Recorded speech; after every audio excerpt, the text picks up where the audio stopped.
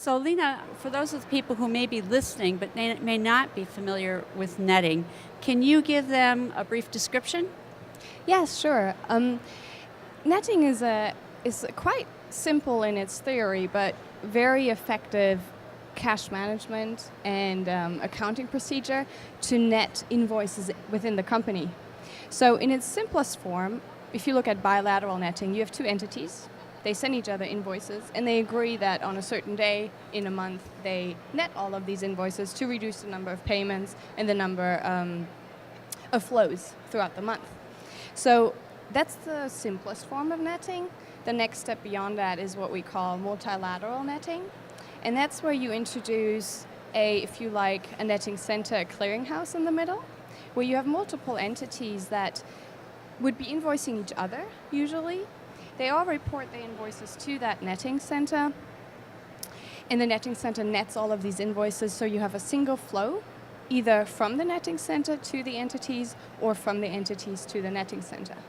So that's, in theory, the concept of netting. And can you talk through the benefits of the different forms that there are of netting?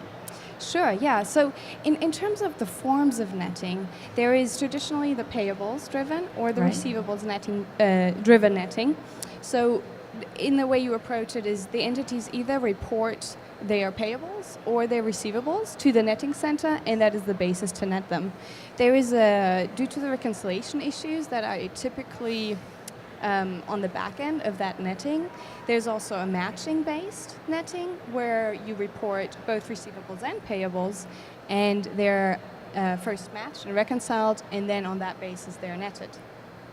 So in terms of the benefits, there's so many. Let's start with cash management.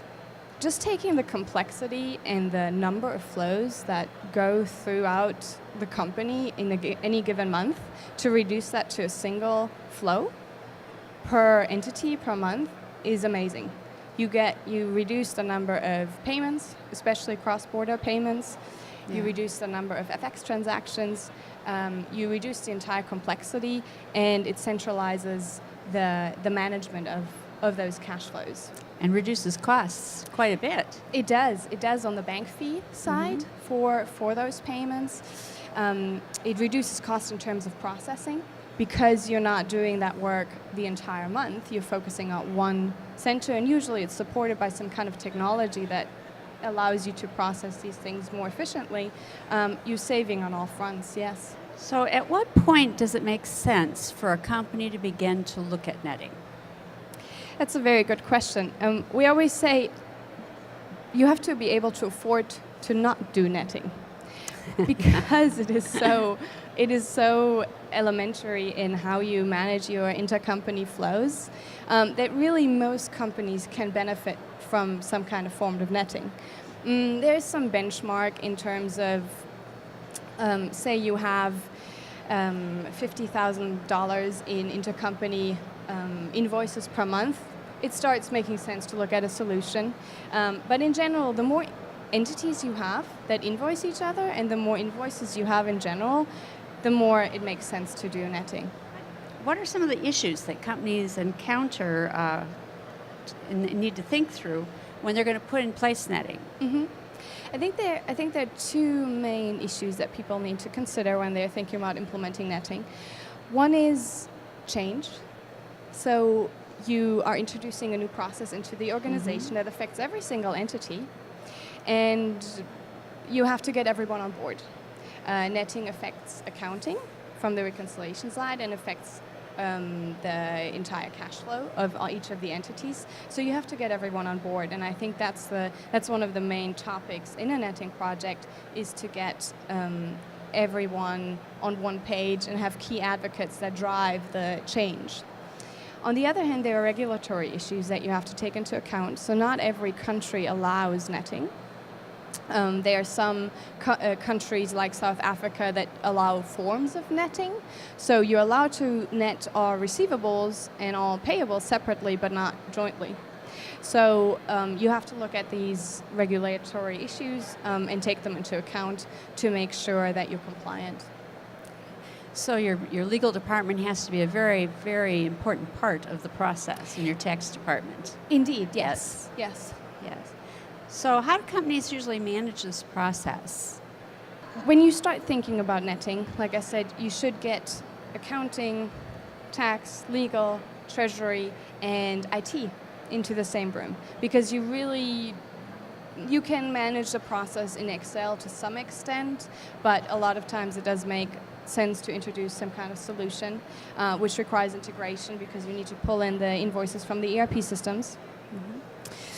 So get everyone in one room and make sure everyone understands the benefits for the organization as a whole.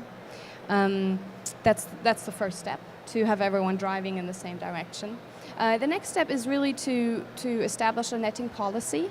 So that is the policy that all of the entities will want to agree to, so that you say, okay, on this day, all of the invoices that are due up to that date are going to be netted and paid out.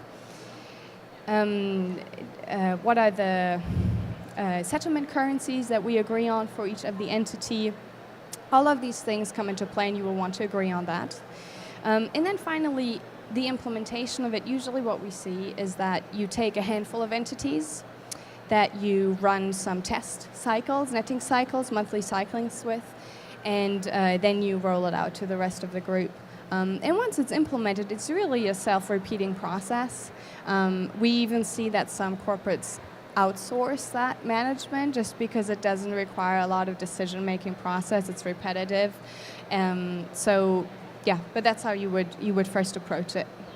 Okay, and if there were one piece of advice that you could give to companies who are considering implementing netting, what would that advice be? One, don't delay it, do it. It's so effective. You should. It's really one of the simplest forms. You don't need any external involvement. You don't need a bank to provide your solution.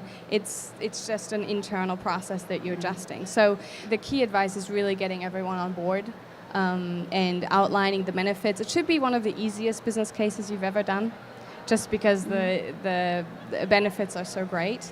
But really getting, projects fail and stand with the people that are involved in them. Yeah. So as long as you can get your entities, they see the benefit of it, get everyone on board, then it'll be a successful project. Well, thank you. Thank you, Lena, for joining us, and thank you everyone else for joining us for Fintech Hot Seat. Hope to see you at the next Fintech Hot Seat as well. Thank you for having me. Thank you.